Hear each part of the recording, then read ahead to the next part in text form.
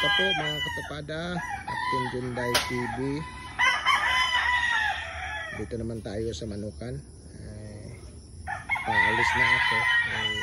Nag-video na lang ako. Ito na po. Yung bully ko na ang tatay 2017 andyan pa. Isang beses nanalo sa Baktakan.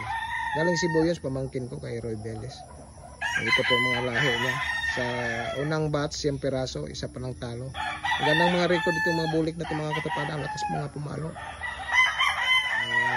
Tama-tama yung sabi na may-ari. Nakita ko sa training kami doon sa may Lunita. Yung bulik daw niya galing nandyan kay Roy Veles. Magaling daw yan. Wala talaga na diretso na talo. Manalo talaga. Ito tama talaga. Kinuha ko yung lalaki. Dala ko dalawang babae. Kaya dito ko nag-umpisa na Manukan. Itong bulik. Basta dilang paa. Wala pa. Asa siya mga peraso. Sa panantalo. Tapos may mga hats dito. Dalawa. Iwan ko lang itong may nabili yung hats dito sa may kapitbahay na may nanalo ba yun. Dalawang itim paa na bulik. Isang puting paa. Nandun sa number 22. 21. Tapos isang bulik na puti. White Thompson yata yung nanay na yan. Yun sa number 6. Ito po.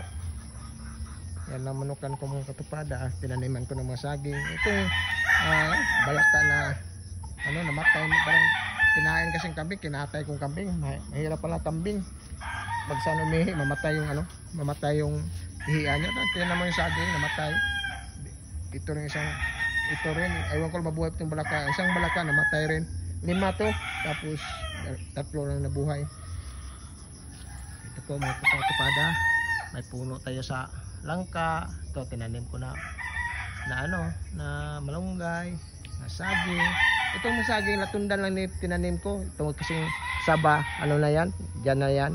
Kasi kung saba ko itanim, along rumarami, wala nang init dito sa Manukan, baka mamatay itong mga Carabao grass.